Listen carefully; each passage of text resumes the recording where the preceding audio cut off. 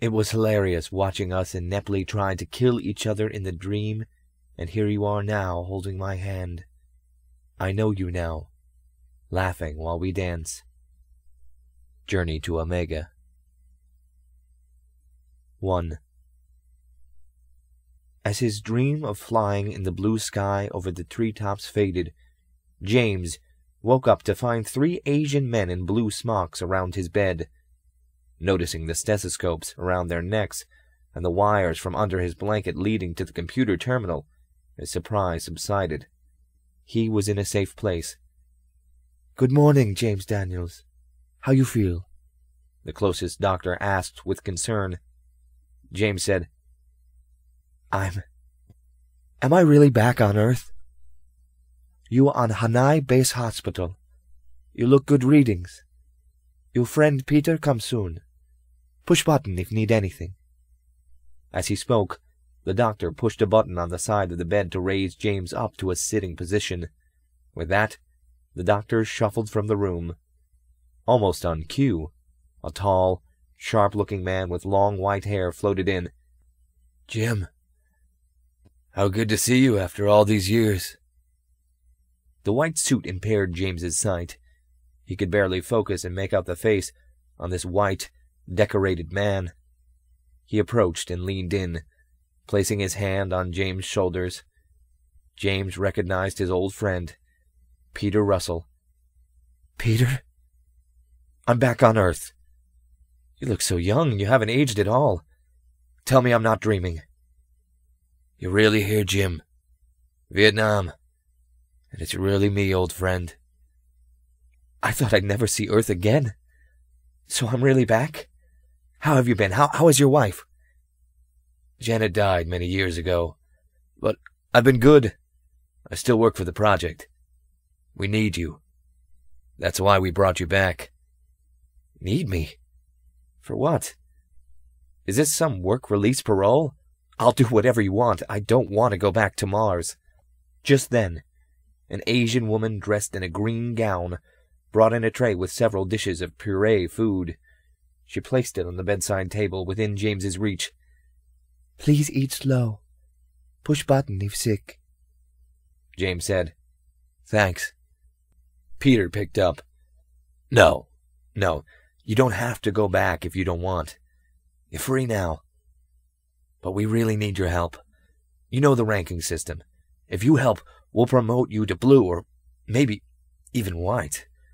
If you choose not to, you'll probably only move up to brown or red, but you won't wear black anymore.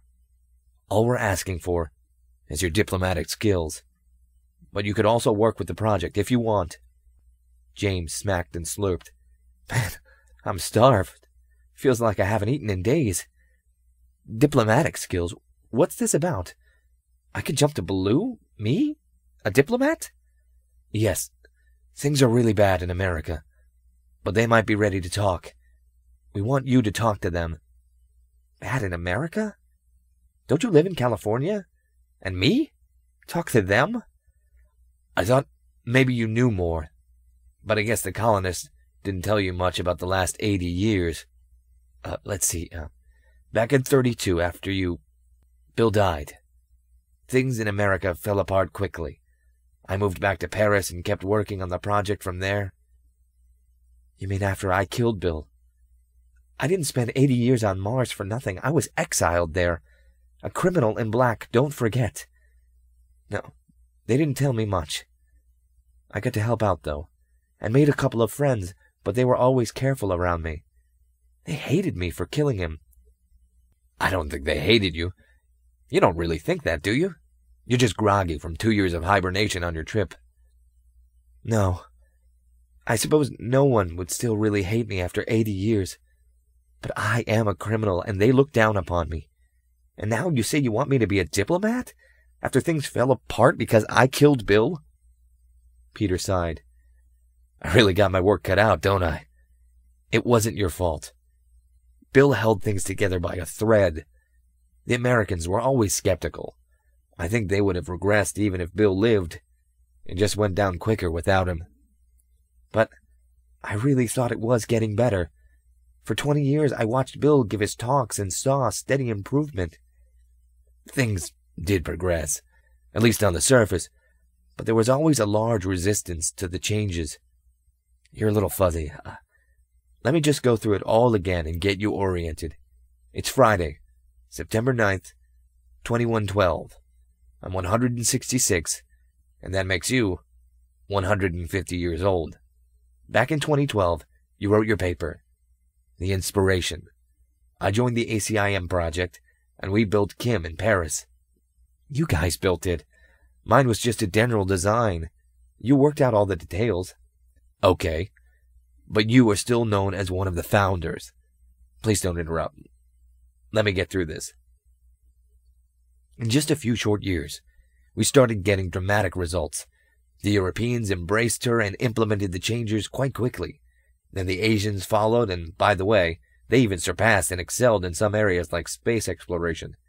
South America, Africa, the whole world followed, if a little slower. Now we have one world. You'll soon see the paradise we've created. The World Federation started in 26, and by 34 every nation joined. Except the Americans. Yes, for 20 years there was a slow, steady improvement there. But it wasn't taking deep down. A large percentage just didn't get the philosophy. They called it socialism. And most of the powerful, wealthy people didn't really want it. It threatened their power and riches. Bill was a great speaker. He had charisma and knew how to talk to people. He understood the spiritual side. He did convince a lot. Some of them got out when they could after he died. By 34, America had slid backwards. It was shocking how fast it happened. Most fell into a severe Christian fundamentalism, and the few at the top are what we now call the cacostocracy. Let me break it down. There are about few dozen or so wealthy people worth trillions. They own most everything, the land, huge conglomerates and monopolies. They run a pseudo-democracy, a puppet government. Their friends are appointed under a rigged election system. They control all the major news propaganda. Most of the population is dumbed down and believes the ideology. A stratified society based on a mixture of a so-called free market economy, but really hyper-capitalism, and fundamentalist morality. The morality is their weapon of control. Everyone believes that they are born sinners in a world of scarcity. The only way to prove your worth is to work hard, follow the leaders, and control yourself. The leaders earn their trust because they are the prospectors and providers. They're smart and know how to run things. They punish the sinners. Then, there's a few million moderately wealthy, medium-sized business owners and landlords with large holdings. There's some tens of millions of middle-class professionals, small business owners, doctors, lawyers, accountants, and small landlords, etc. They're usually college-educated. We believe around 480 million are in a poor state, barely getting by or worse. Of that, some are retired, and there are a large number of children that might be getting by. But we think there's around 410 million working age that give us great concern. At least half are unemployed. They're homeless or criminals. They have many millions in prisons or farm labor camps. The 200 million or so workers are oppressed. Half work the farm or plantations. The shortage of fuel made them go back to labor-intensive farming. The other half live in the cities. They don't own anything, they rent. There is a public system for the workers, healthcare, education, even pensions, but it's minimal and dismal. They barely get by, working mostly 12-hour shifts, 6 days a week. Off on Sundays so they can go to church. Only the middle class and above can get private healthcare and education that's adequate. The homeless and unemployed get nothing, except one free meal a day in the soup kitchens. The economy is largely based on agriculture, with a few conglomerates running most of it. But a large part is also based on their speculative financial system. The richest get most of their wealth by owning the debts of everyone else. All this only begins to give you a picture of how bad it's become. Crime, Public hangings, poor food, pollution, accidents, censorship. There are many other problems at extreme levels. Through the years, there have been riots and failed revolts, but now it's ripe for civil war. The policy until now has been to isolate them and leave them alone. Until 2075, you still needed some of their exported food. They were always the biggest producers. So we let them have enough oil for pesticides and fertilizers until we could ramp up our own production in Africa and Asia. But since 75, there's been a complete embargo on them. We use very little oil and have shut down production to a trickle. We stopped global warming. But the biggest danger for us is that recently we picked up talk of war. We think they want the oil again, but we've also received word that they want to talk. This is where you come in. You're an American. You're the founder of ACIM. You know the system, the philosophy, and the technical stuff.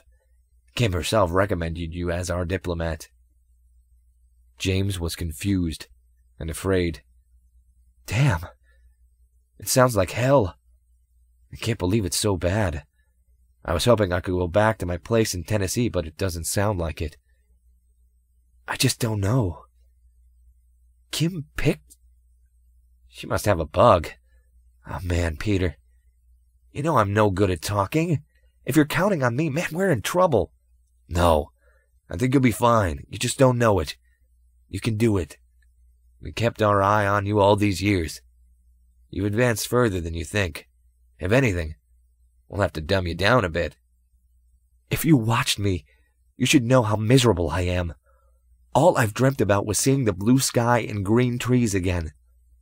Mars is so depressing. It'll be decades before the colony builds up an atmosphere and we could go outside. I jumped for joy when I found out I was coming back, but now you tell me my home, the U.S., is a cesspool and you need me to help clean it up? I'm a day late and $1 short. You know I'm not Bill. I'm the idiot that killed him. Listen, Jim, I don't blame you. You're forgiven. I know you really didn't mean to kill him. You lost your head because he was leaving you. We don't want you to be him. We don't need you to get into the spiritual stuff right away with them. We need you because you can show them the practical side of things. But they don't believe in science much either. So it's not just your technical knowledge, it's your experience. You're an American, the founder, and you've experienced the practical benefits. That's what you can show them. Thanks, Pete. I know you loved Bill too. I'm so sorry. I didn't mean to do it. I still miss him so much. It was so unfair that he was going to Europe and I couldn't go. You couldn't let him go for 2 years so he could help spread the word? But they didn't just need him.